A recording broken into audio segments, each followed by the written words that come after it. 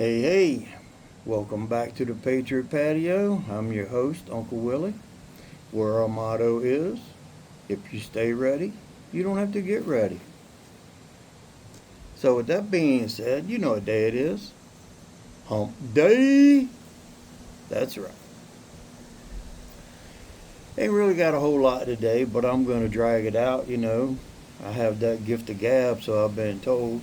Got old Uncle Cigar page on. Got my six, as always. I am smoking an Oliva V Melanio Gran Reserva Limitada. That's a mouthful. It's all Nicaraguan tobaccos, filler, binder, and wrapper, grown by the Olivas on the Oliva farm. The Melanio was, as you can see, Melanio. It was blended and rolled to celebrate the patriarch Melanio Oliva, who used to grow the tobaccos in the 1800s in Cuba. My ears won't get settled. I'll tell you why in a minute. We took a trip over the weekend, but it doesn't say man or woman, but I'm going to go with Melanio being a man, and the reason I'm saying that is because back when I was working before I retired, I had a Bolivian helper, and his name was Lugario, and a couple of his buddies told me to call him Lugaria. That's a woman's name, and Lugario is a man's name. So I'm going to say if it was Melania, it would have been a woman, but Melanio would have been a man back in the 1800s in Cuba growing tobacco, and that's where the Oliva cigars originated, which was a lot of the Nicaraguan tobaccos are from Cuban seed because of the heritage from the growers that came from Cuba. They brought seeds with them when they made the trek to Nicaragua, and wow, that was a beautiful butterfly.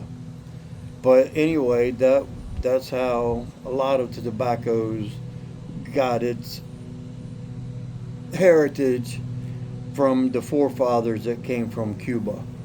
So they make the regular Oliva V, but this has a Ecuadorian Sumatra Nicaraguan grown wrapper, and then the color, they call it a Colorado Maduro.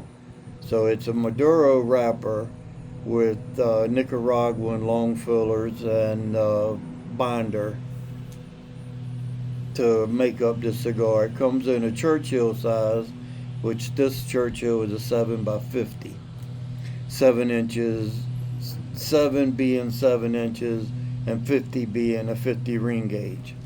A 50 ring gauge is like a half inch because they go by hundredths of an inch. So 50 would be half of 100, obviously. But for you the guys that aren't good at math, that's what it equals out to.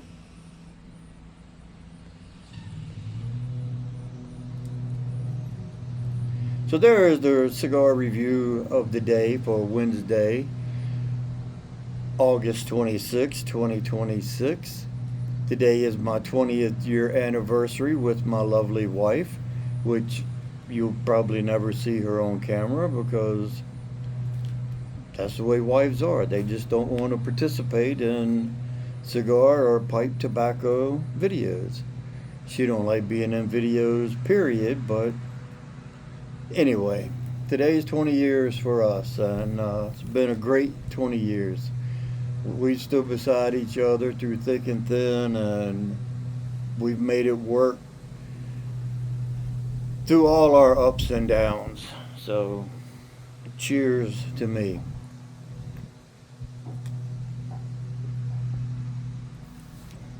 So yeah, I took a trip over the weekend. Actually, I left on Sunday and came back yesterday. I got the call last Thursday to make the appointment to go in for the mapping for my procedure for the liver cancer. Well, I got good news and bad news. Well, good news and bad news for me, not for you. The procedure was a success, 75%. But it turned into 100%. What they did is they took me in. My appointment was 8:30 Monday morning. So we rode up to Morgantown on Sunday afternoon, spent the night, so that way we were only 10 minutes from the hospital instead of taking a 2.5 hour drive that early in the morning to make it there, and traffic and all that BS. So my appointment was 8:30. Well, they called me in, everything was on schedule. They had an emergency in the room that they were going to perform my procedure in that took about 4 hours, the emergency. So I didn't get into the OR for my procedure until almost 1 o'clock. I had to fast on Sunday, and I had what they called a hard liquid diet or a full liquid diet. I could only eat like yogurt, ice cream, stuff like that. No chunk, beef broths, chicken broth. I could have chicken noodle soup, but I couldn't eat the chicken or the noodles. So, it was already, my stomach was growling and everything by 1 o'clock on Monday. Well, when they took me back into the OR to do the procedure, they figured out they did a scan first thing and said that they're probably going to go through my wrist, not my groin. So that was a plus. I go back in. He starts the procedure. Before they started, I had a little bit of anxiety, and my heart rate went up to like 140, then dropped back down to 80. So they questioned me about that, and I said, well, I'm anxious. I said, I have high anxiety anyway, and all of this, I'm nervous. I mean, let's face it, I've never had to go through this, and all this is going through my mind. So they said I had 3 episodes during that procedure where my heart rate rose and then dropped back to normal. So that part of the procedure, they put me in the tube like a CAT scan. He's like fishing around through my artery. Then they take and put the bed moves, the CAT scan comes over top of me. He tells me to hold my breath, then breathe, and then it goes away. He does some more, go back in that tube. About 4 times I went in that tube. And I get anxious when I get it, because I can't do an MRI because of my pacemaker, but I can't do an MRI because I'm claustrophobic. So there's 2 reasons. If I didn't have a pacemaker, I couldn't do one anyway. I have panic attacks. Well, that part of the procedure went through, what was done. I didn't realize that they had another part where it was going into another tube, and they put my arms down beside me and they strapped me in. So I was like in a straitjacket, put me in this tube like a freaking torpedo launcher. Well, about 5 minutes in, I started panicking, and I couldn't breathe. I was suffocating. My heart rate went up. They pulled me out, and they said, that was only part 1 of it. They had to do part 2, where they had to do the same thing and put me back in that tube again for like 20 minutes. I said, I'll never make it. I said, I couldn't go 5 minutes being strapped down. My biggest fear is like drowning or burning to death. And being trapped in that, I felt like I was drowning. I was suffocating. I couldn't breathe. I got a headache. My mouth was dry. I couldn't do it. And they said, well, if you can't do this, they're probably not going to be able to perform the procedure. I said, well, they're going to have to figure out something else. They probably have to go in and do surgery, even though they don't want to. They're going to have to surgically remove it instead of doing it with the radiation, because I can't do this. So they took me back to the room that I was in all morning. And one of the nurses came in and said, some good news. The doctor said that he has enough data to do the mapping for the procedure next week or week after. So I don't have to go back in that tube. But the bad news was they said they were going to keep me overnight for observation with my heart because of it, my heart rate jumping up, calming down. I said, well, I can tell you I was anxious. I had anxiety attacks, panic attacks. Well, they kept me overnight Monday night. Yesterday, doctor came in, and then the representatives from Abbott, which is the manufacturer of my pacemaker, they came in, two young ladies. They came in and spent about 25, 30 minutes looking and evaluating everything, and they made some adjustments to my pacemaker, which I was at my pacemaker clinic a month ago, maybe a month and a half, and they said everything was fine, everything was A-OK, blah, blah, blah. Well, I don't understand why these girls had to make an adjustment to the pacemaker. You know what I mean? So I don't think everything was A-OK, 100% fine when I was in there at the clinic.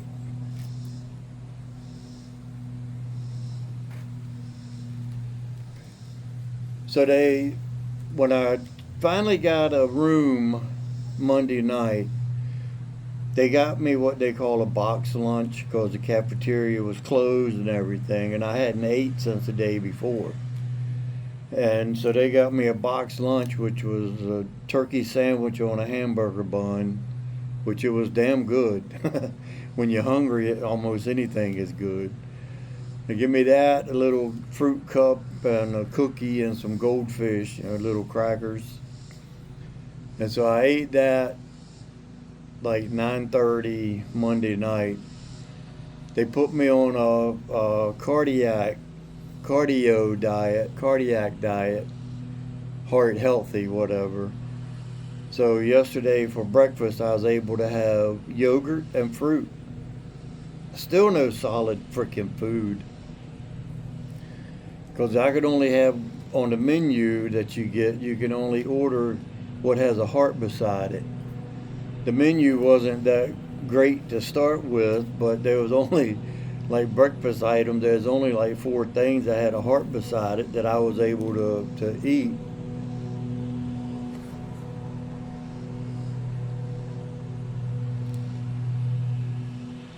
So I had 2 yogurts and fruit for breakfast. Then I got good news. I was able to check out. So I left at like 1 o'clock yesterday afternoon. And it's a 2.5 hour drive. We drove to Hagerstown, which is like 2 hours. We drove there and then went and got some early dinner, late lunch, early dinner at Mission Barbecue. I was able to get a barbecue sandwich and some French fries, hand cut French fries. Them things are delicious, especially when you're starving. My camera's getting dark on my end. I don't think it affects the video. I think it's to do with the heat and how long I've had it going, but I don't know. I'm hoping that it doesn't affect the video itself. But anyway, that was my last couple days. I was gonna do a video Monday after the procedure, but the hotel we stayed in was called Hotel Morgan. And when we got there and we could see it with the sign up on top of the building, it was like 8 stories high, 7 or 8 stories. My wife thought that, she said, that sounds familiar, like it was on a episode of that haunted show that Jack Osborne does. Ozzy Osbourne's son, Jack, he does that show where they go to haunted places and spend the night and do all that. Well, it actually, that hotel was on there for being haunted, and it was in room 314 where a baby drowned in the bathtub. Well, you know, nowadays 90% of the hotels don't have bathtubs, they have showers. And we were in room 703 and we had a shower, and you know, Monday night I didn't see anything out of the ordinary being haunted. And then my wife, she had to stay there by herself, or Sunday night when I was there. Monday night she had to go back to the hotel to pack up everything so she could check out yesterday morning and then come to the hospital. Because they had a fold-out bed that she could stay at the hospital on Monday night with me. But we wanted to make sure we got checked out of the room in time so we didn't have to pay an extra night for that. Plus, parking was $20 a night for parking. They had valet. So, ethically, every time you get your car, you should be tipping the valet for bringing it up to you.